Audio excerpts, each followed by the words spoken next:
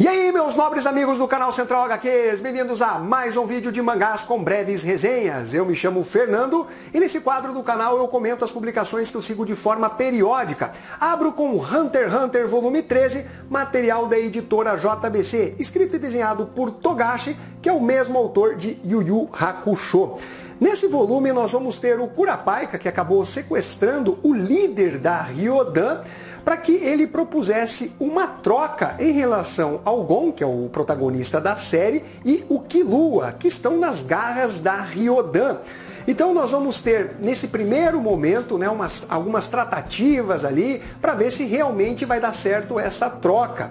Aí nós avançamos em relação àquele leilão da Greedy Island, que é um jogo mortal, onde vários participantes acabam entrando nesse jogo e se você não chegar até o final dele, você simplesmente fica perdido ou morre lá dentro do próprio jogo. Eu gostei bastante das ideias que o Togashi coloca dentro da publicação.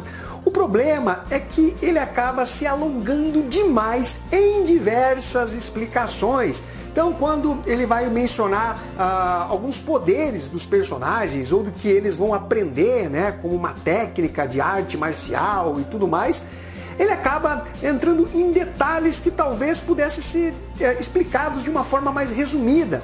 Mesma coisa em relação a esse jogo, que acabou sendo arrematado lá por bilhões e bilhões. Ele começa a explicar de uma forma tão detalhada que se torna cansativo e acaba travando um pouco a leitura. Mas a ideia, pelo menos, eu achei realmente bem interessante.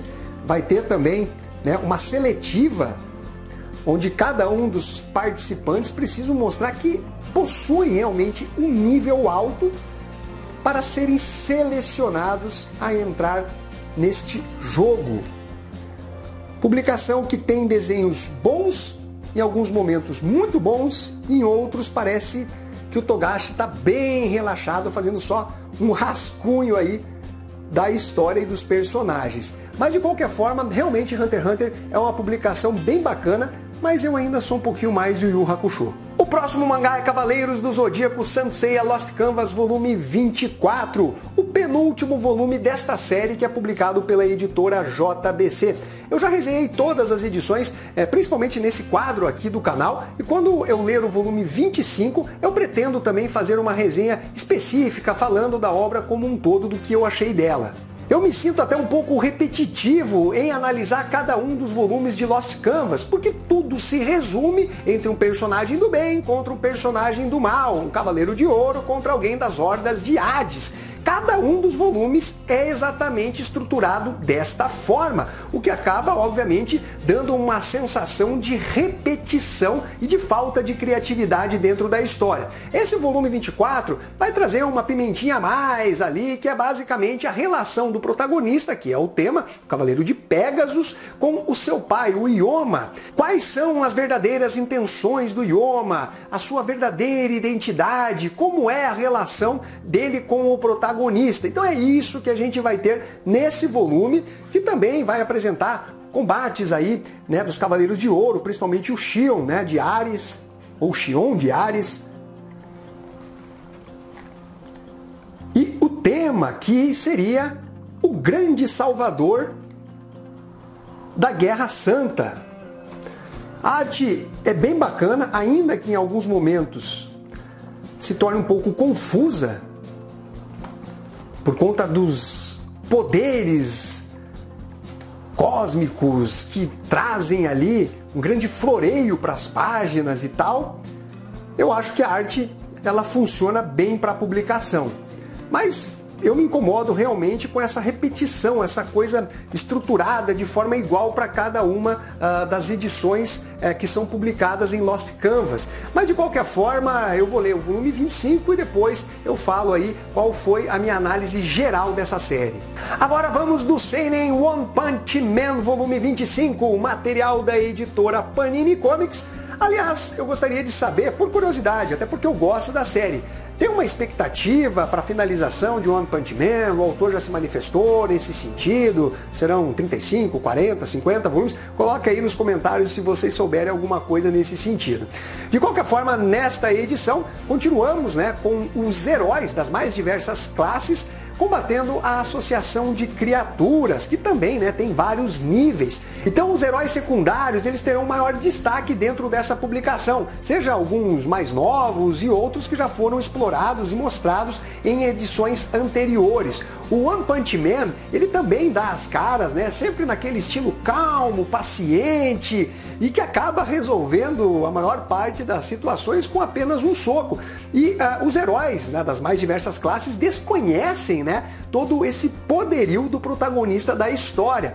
Nós vamos ter aqui, então, vários embates envolvendo, né, criaturas com os heróis, e tem alguns que eu gosto de destacar bastante porque são bem divertidos, né? Como o Puri Puri, que eu acho bem divertido, o Doupei também, que é o garotinho lá todo tecnológico, e obviamente o Garou, que acaba talvez sendo o principal antagonista dentro da publicação One Punch Man. E se você acompanhou os volumes anteriores, você sabe que ele está transformado. Então, galera, nós vamos ter aqui mais uma edição divertida, legal, né, de One Punch Man.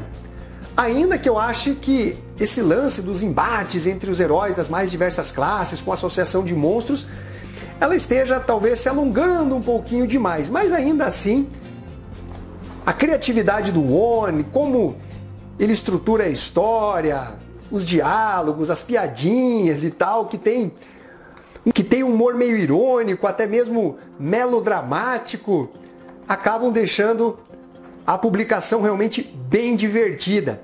Eu realmente gosto bastante de One Punch Man. Das séries que eu mais me divirto lendo, sem dúvida, é esta publicação. Para finalizar, The Killer Inside Volume 2, material da editora Panini Comics. Eu já fiz um vídeo comentando a primeira edição, gostei bastante do material, justamente por isso que eu vou dar continuidade a esta série.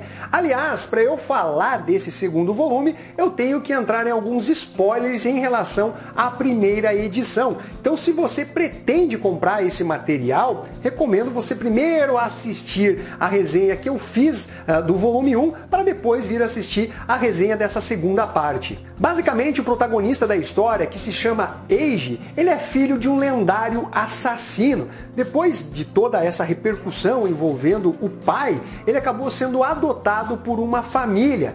Durante o primeiro volume é revelado que ele sofre de lapsos de memória, como se fosse uma amnésia. E aí é revelado que ele tem uma espécie de dupla personalidade, é como se ele fosse esquizofrênico.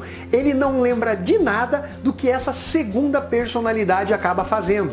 E já nesta primeira edição nós temos a morte de uma colegial. E aí que começa toda a apreensão, o mistério, o suspense em relação a esta outra personalidade que é chamada de Biishi. Será que foi ela que cometeu esse crime? Nesse segundo volume, nós vamos ter o Eiji, né, preocupado, né, com o que essa segunda personalidade anda fazendo, sempre acompanhado por uma garota que se chama Shinmyoji. Eu preciso ler porque são vários nomes japoneses. Ela parece ter uma grande obsessão pelo Eiji, muito por conta, né, de ser filho aí desse lendário assassino. Ela é uma garota meio dark, misteriosa e tal, que acaba até chantageando o Eiji para descobrir se o Biishi ele realmente tem responsabilidade na morte desta colegial.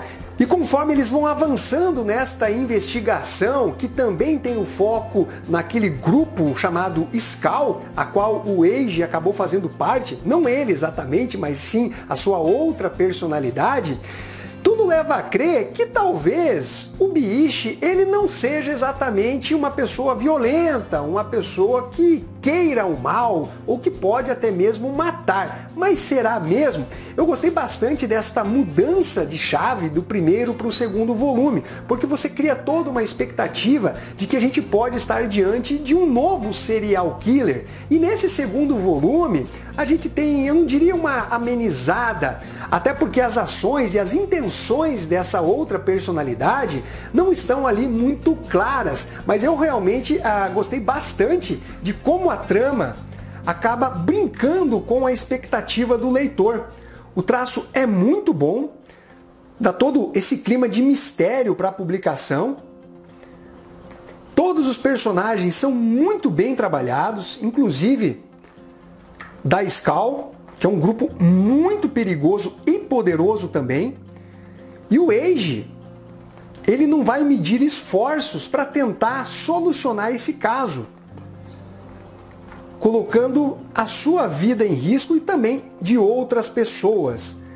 Então nós temos aqui realmente um trabalho mais adulto, uma publicação de bastante qualidade, que vai trazer Hajime Inorio nos roteiros e a arte de Shota Ito. Uma publicação, galera, que eu indico para vocês, realmente um quadrinho aí, um mangá bem interessante para você ter na sua coleção.